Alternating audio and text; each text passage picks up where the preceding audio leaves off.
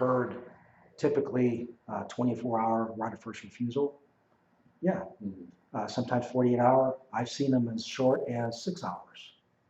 The recommendation, you've heard me say countless times, regardless of what side of the fence you're on, working with a buyer, writing up an offer to purchase, or a seller responding to that offer, is many times the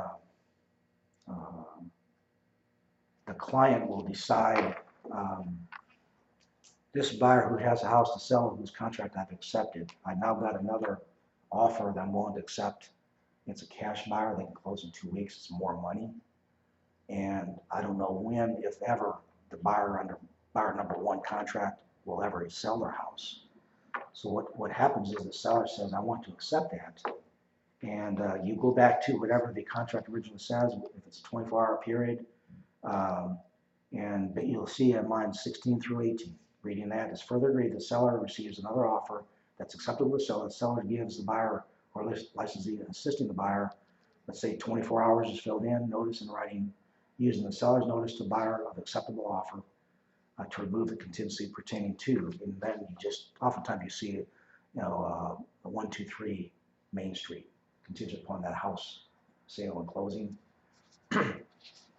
So does that part make sense? And then going further on, the next page, removal of contingency, lines 41, buyer understands that upon giving the notice of the seller's receipt of a subsequent acceptable offer, and the buyer's removal of contingency listed above, should buyer then fail to close in whole or part as a consequence of said contingency not being met, the buyer's earnest money shall be what? Forfeited. Forfeited, yes. So it's a serious decision to seller in accordance with the terms. The seller may pursue any other legal remedies, sue for general damages or specific performance, if you remember paragraph 13, default. So refresh your memory on that. Failure to remove contingency. If the buyer fails to remove said contingency or fails to respond within this, let's say 24-hour period, line 45, seller may declare this agreement null and void and return the earnest money to the buyer. So if they don't respond within 24 hours, it gives them, there's a duty to go back to buyer number 1. I've accepted your terms subject to, and one of the contingencies is what? Subject to the house sale, your house selling and closing. I now have buyer number 2 that has submitted terms acceptable to me. They don't have a house to sell. I want to move forward. And may not even be as good at terms, other than the fact that there's no uncertainty about they don't have a house sale. And they say, well, I could be living with this buyer number 1 contract for 4 more months and still they don't even have the first showing for whatever reason. It's across the street from a landfill or whatever. So you can see how that could happen. And look at the options. Check the following boxes, line 49 through 55. That applies should the buyer remove the contingency. So buyer shall deposit with holder additional earnest money of X dollars, and that earnest money is to be delivered to the holder by the buyer along with the buyer's signature on the seller's notice buyer or receipt of acceptable offer. And we'll cover that next. That RF 624 is the next attachment I gave you. If you want to just take a peek. Yes. Let me just throw where you I can't talk. With this situation is that say like you get an offer and for some reason it looks shaky. Yes. Okay, for whatever reason. And so if you think it looks shaky, then for you to continue doing business with the shaky buyer is that, okay, we'll let you go ahead and still get approved for your financing and get all that done, but I'm going to have you do sign a seller's right to continue market property addendum, so that the fact that if it does look like it's shaky and then somebody comes better, I can go ahead and say, no, you gotta come through now within 24 hours. Yes, that's basically what it is. Yeah, gotta come through now in 24 hours, and if you don't, then fine. These are the options. Yeah, these are options. Yeah, and that's exactly the situation. So I'm glad that's clear in your mind. And so there really is there's comfort for all parties. You stop to think about it. Seems like you'd want to do it for every offer. Well, only the ones that value. Yeah. But this really just focused on the house sale, because again, if you're a listing agent, you get this offer and you find out it's subject to a house sale in the Farmington subdivision. Right. What's one of the first things you want to do? Is it currently on the market? Pull it up online. Does it seem like it's do a CMA? Does it seem like it's fairly priced? Condition, anything that would suggest it should be a reasonable marketing period. And your seller might say, well, it sounds like it should.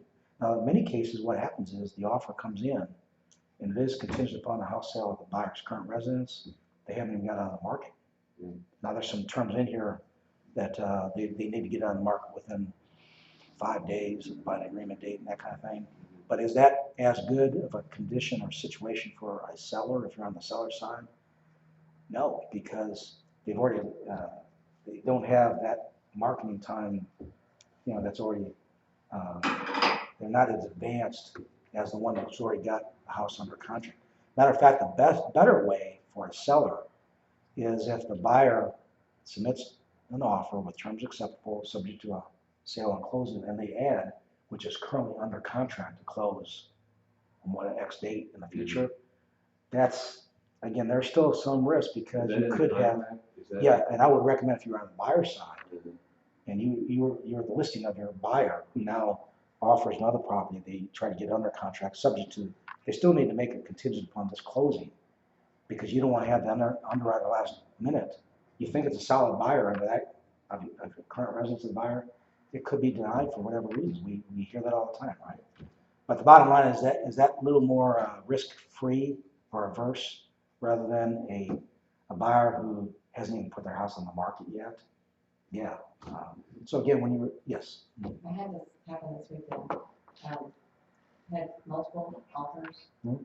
One buyer offered less, but already had their house under contract. The other buyer offered more, 10,000 more, but hadn't even put their house on the market. We took the first one. Yeah. That had the house under contract, but my sellers didn't want to continue to market Okay. their house. Mm-hmm. So we did not do this. That's fine. Is this something I should encourage them to do? Or Not necessarily. They don't want to continue to show it. Yes. That's, and I'm glad you brought that out, Renee, because that really is, in all these cases, sometimes realtors, even very experienced realtors, get to the point in time as they put themselves in the position as almost being the decision maker because they've had experience. Right. And in this case, no, it's not uncommon for a seller to say, we live in our house, we've got young children, and it's a hassle to accommodate showings, particularly the number of showings, in a typical, I still shake my head, 124 showings on a house in Laverne in 8 days. They didn't have access to their house. It was my daughter's house. She used our house for home business. But the bottom line is, no, you didn't do anything wrong. It's not uncommon. What normally you want to do is just say that even though this buyer under contract seemed to be very solid, we don't have the benefit of knowing what the buyer of that contract is like. It may be a zero down loan. It may be, all their closing costs being paid for by. They sent me a pre-approval letter. That doesn't mean a whole lot. Yeah, and as you learn, what's the two gradations of pre-approval? One is a pre-approval that's more like a pre-qualification. They don't check the documents. It has not gone through underwriting. The other one that's better is to ask, if it's not clear, has this gone through DU, desktop underwriting, or GUS, guaranteed underwriting, or manual underwriting? That's even better. But still, that's not a guarantee because it's still going to be the underwriter.